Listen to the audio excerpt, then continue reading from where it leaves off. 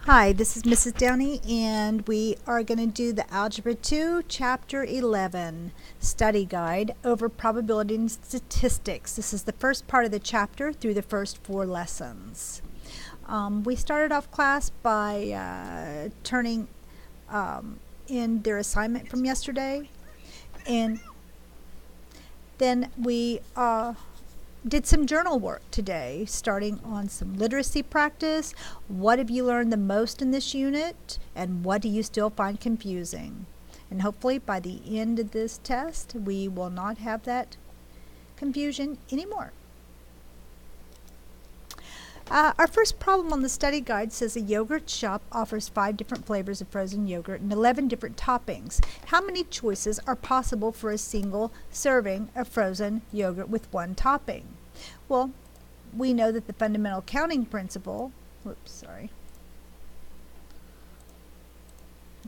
Fundamental counting principle says the method of using multiplication to count the number of ways certain things can happen. So how many ways can this combination happen? Well, we have 5 different flavors and we have 11 different toppings. So what we do is we just multiply, use multiplication. So 5 times 11 is 55. We have 55 different combinations for our yogurt and toppings. Number 2 says, in how many different orders can you line up 4 cards on a table? So if I have 4 cards laid out there, how many ways can I line this up? Well, we know that to do this, it's going to be a factorial. N factorial. And N is the number of items that we have. How many different items do we have? We have 4 different items. So to get our answer, we're going to do 4 factorial, which is equal to 4 times 3 times 2 times 1. And that becomes 12 times 2 times 1. So our final answer is 24. Number 3 says there are 10 students participating in a spelling bee. In how many ways can the students who go first, second, and third in the bee be chosen? So how many different ways can we choose first, second, and third place? So we want to find out, is this a permutation or a combination?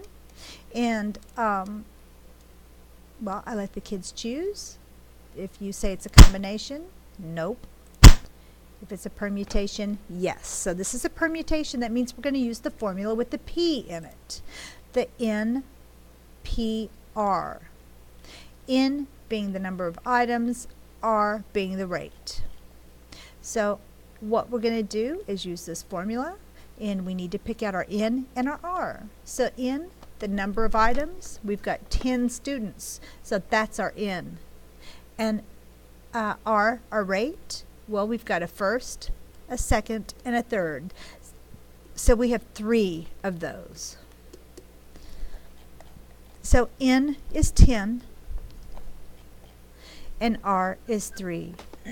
So now we're going to fill in our formula, which is equal to 10 factorial over 10 minus 3 factorial, which is equal to 10 factorial over 7 factorial.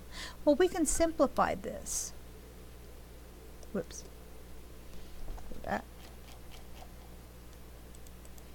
So 10 factorial over 7 factorial can be simplified by rewriting 10 in terms of 7 factorial. So we know that 10 factorial is just 10 times 9 times 8 times 7 times 6 times 5 times 4 times 3 times 2 times 1. But I'm going to leave this in terms of 7 factorial because I've got that in my denominator and I can cancel those out. Alright, so that leaves us with 10 times 9 times 8. Well, 9 times 8 is 72. 72 times 10 is 720. So my final answer is there's 720 possible ways to get first, second, and third with our 10 students. Number 4 says, what is the formula for NCR? Or evaluate 8 C6. So that means that our N is 8 and our R is 6. So what is that formula for NCR? And it is this one. N factorial over R factorial times the factorial difference of N and R. So our N, I stated, is 8 and our R is 6. So let's put it to use now here with this formula. So I'm going to have 8 factorial over R factorial, which is 6, times N minus R, well that's 8 minus 6, which is 2 factorial. So we can rewrite 8 factorial in terms of 6 factorial. We want to get rid of that largest factorial in the denominator. So rewrite your numerator in terms of that excuse me, factorial that you want to get rid of. So it's going to be 8 times 7 times 6 factorial over 6 factorial times 2 factorial. The 6 factorials cancel out, and that leaves me with 8 times 7, which is 56, over 2 factorial, which is 2 times 1, which is 2. Excuse me. So it's 56 over 2, which is 28. And that's our answer.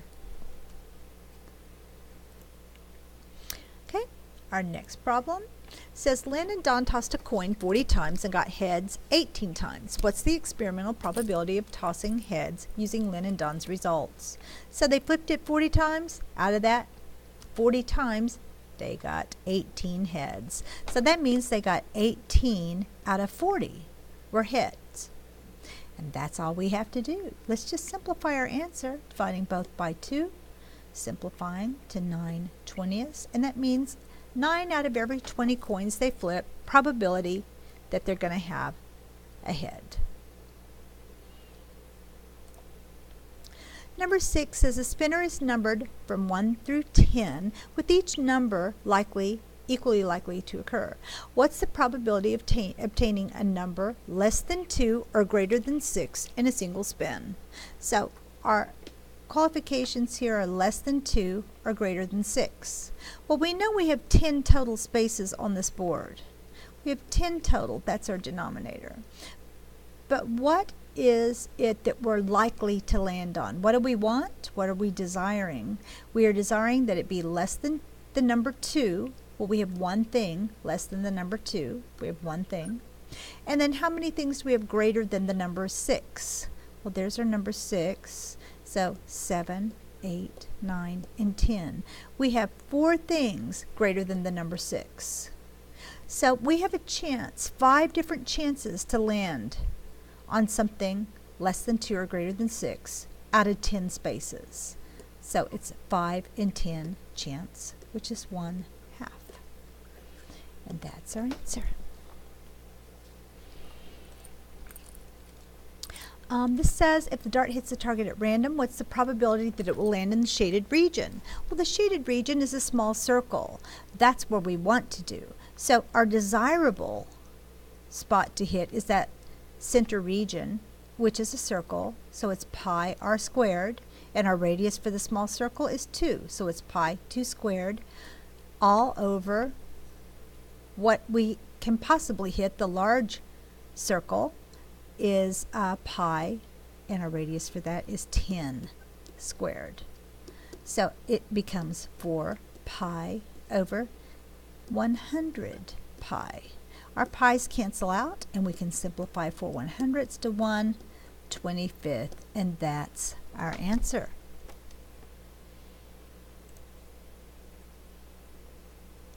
Our next problem says suppose Q and R are independent events. Find the probability of Q and R, where P of Q is 0.45 and P of R is 0.74.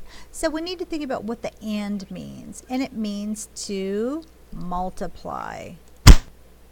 So when we do this, we're just going to multiply the two events together. So 0.45 times 0.74, and when you multiply those together, you get a 0.333.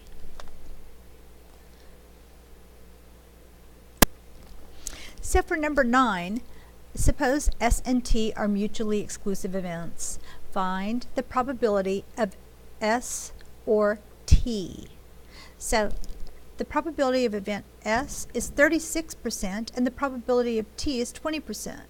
So when we see the word or in these probabilities, we need to think, what mathematical statement does that transfer to? Well, or translates to, is it multiply? No. Is it add? Yes. So the word or means we're going to add them. Okay? So we're going to add the 36% plus the 20%. And we get a 56%. And that is our answer. So let me back up to the last problem, number 8. We have the word and. When it's and, we multiply. And I told everybody to think of multipland, like multiply land, multipland, multiply the and. And then I thought of the word ord for add the word for or. Okay, add, ord. So we've got multipland, multiply the and ord for add the or. Our next probability problem says a jar contains, oh, and here it is. Let me unveil our jar here. It contains 7 blue cubes. There's my 7 blue. 6 blue spheres, right there. 2 green cubes, right there. And 7 green spheres, right there. If you select an object at random, what's the probability that the object is going to be green or a cube? Well, if we were to cover up our eyes and just pick one at random, they want to know what is the possibility that that's going to be green or a cube. So we have to get what is our desired outcome over our total possibilities of outcome. So let's get our total. Total up all the objects that we're adding here, and it comes to 22.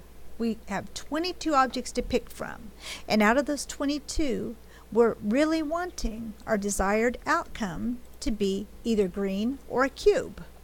Well, how many are green? Well, we've got 1, 2, 3, 4, 5, 6, 7, 8, 9 green elements. And now how many things are a cube? All right, so I've got 1, 2, 3, 4, 5, 6, 7, 8, 9. 9 cubes. Now we need to subtract the things that got doubled up on, right? And that would be the things that are green and cube. So the green and the cube, we actually counted twice. So we need to take 2 of those out because each element only needs to be counted once. So you add all your greens, you add all your cubes, and you take away the things that are green and cube because we doubled on those.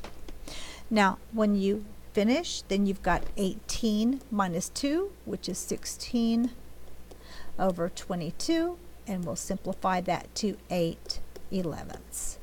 And that is our chances of picking a green or a cube. Number 11 says, each person in a group of students was identified by year and asked when he or she preferred taking classes, in the morning, the afternoon, or evening. The results are shown in the table. Find the probability that the student preferred morning classes given that he or she is a junior. Round to the nearest thousandth. So what they're asking is who prefers morning classes given he or she is a junior. So that means out of all the juniors, how many preferred the morning classes? What's the ratio there? So all the juniors, let's add that up, all the juniors, given that they're all juniors, we have 18 plus 17 plus 11. Well, that's going to be 46. So we've got 46 total juniors. And out of those 46 juniors, 18 of those had morning classes.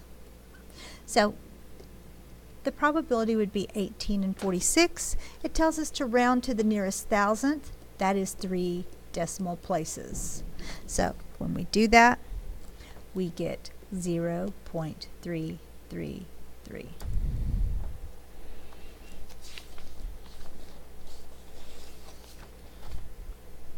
Oh, excuse me. That's wrong. You get 0.391. And that's our answer. 3 decimal places. Okay, and our last problem today says, on St. Patrick's Day, you took note of who was coming into your restaurant wearing green. What's the probability that someone was wearing green given that the customer is female? So the given that the customer is female, that's like saying out of all the female customers, what percentage was wearing green? So out of all the female customers, we have 25 plus 57. That's going to equal 82 total female customers. So out of those 82, which ones were wearing green? So 25. We had a 25 out of 82% chance.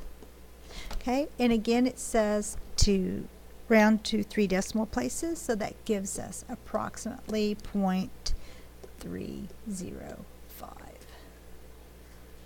And that concludes our study guide. Thank you for watching.